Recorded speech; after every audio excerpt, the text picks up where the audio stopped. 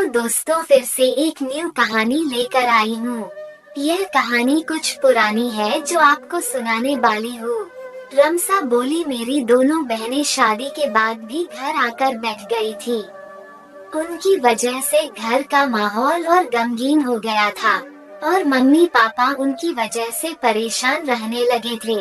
मेरी दोनों बहनों ने 10वीं तक पढ़ाई की थी और मुझे भी पढ़ने का काफी शौक था। मैंने मम्मी पापा के मना करने के बावजूद भी अपनी पढ़ाई पूरी की। जब भी मैं डॉक्टर को देखती तो उनके जैसा बनने की ख्वाहिश करती। मेरी यह ख्वाहिश भी आखिरकार पूरी हो गई थी और फिर मुझे एक मेडिकल कॉलेज में एडमिशन मिल गया। वह दिन मेरी जिंदगी का सबसे खूबसूरत दिन था। लेकिन यहाँ पर आकर एक यात्रा शुरू हुई। मैंने अपने बलबूते पर मेडिकल कॉलेज में एडमिशन लिया था, लेकिन कहते हैं कि इंसान बड़ा ही बेवकूफ और कम अक्ल का होता है। मेरी आदत थी कि मैं हर दवा खुद पर इस्तेमाल करके उसका नतीजा देखती थी। इसलिए मुझे खुद पर बहुत गर्व होता था कि इंसानियत के लिए मैं खुद को कुर्बान कर रही हूँ। पर मैं यह नहीं जानती थी कि मेरी जिंदगी में यह कहर बनकर टूटेगी।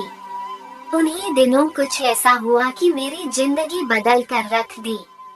मेरा भाई जो हर समय गलियों में आवारा फिरता रहता था, एक दिन उसके बारे में खबर आई कि उसने किसी लड़की के साथ छेड़छाड़ कर दी है। हमारा खानदान गरीब था, हम लोग इस तरह की शरारतें बर्दाश्त नहीं कर सकते थे। यह सब पता चलने पर पापा ने भाई से पूछा तो वह साफ मुकर गया। कुछ दिन के बाद हमें फिर से खबर मिली कि भाई को पुलिस उठाकर ले गई। जब थाने पहुंचे तो पता चला कि मेरे भाई ने एक लड़की पर हाथ डाला है। पर सच क्या था मुझे नहीं पता। लड़की वालों की एक ही मांग थी कि हम लड़के को किसी भी हालत में माफ नहीं करेंगे। अगर जेल से छूट भी जाएगा तो गोली से उड़ा देंगे। तब मेरे पापा ने इस मामले को हल करने के लिए मेरा रिश्ता उन लोगों को पेश किए गए। शादी के रूप में मेरी बलि दी गई। इसी वजह से मैं ज्यादा सदमे में चली गई।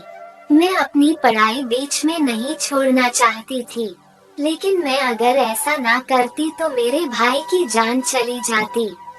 इस तरह से मुझे भाई को बचाने के लिए बलि का बकरा बनना पड़ा और अपनी पढ़ाई छोड़कर शादी की। तो मुझे बहुत अफसोस हुआ, लेकिन मैंने कुछ किताबें घर पर रख ली थी जिनसे मैं दवाइयों के बारे में सीखती रहती थी। कुछ ही महीने हुए थे कि मेरी सास ने शोर मचाना शुरू कर दिया कि मुझे अभी तक औलाद क्यों नहीं हुई। अब औलाद होना एक औरत के बस में तो होता नहीं है। मैं जब भी अपनी सास को समझाती तो वह मुझ पर ही बरस पड़ती और कहती, कान खोलकर सुन ले तू तो वैसे भी दुश्मन की बेटी है। तुझे घर पर बैठाकर मुझे कोई सुकून नहीं मिलेगा। तुम लोगों ने मेरी बेटी की जिंदगी बर्बाद की है। तुम्हारे भाई ने मेरी बेटी को और हमारे खानदान को मुंह दिखाने के लायक नहीं छोड़ा है। शुक्र करो कि हम तुम्हें ब्याह कर यहाँ ले आए, वरना ना जाने तुम्हारा क्या होता। मैं अभी औलाद पैदा नहीं करना चाहती थी। मैं तो अपनी पढ़ाई पूरी करना चाहती थी ताकि जिंदगी में कोई स्थान हासिल कर सकूं। दोस्तों, हमारी कहानी कैसी लगी आपको कमेंट में बताएं और वीडियो को लाइक और शेयर जरूर करें। चैनल को सब्सक्राइब करना ना भूलें। धन्यवाद।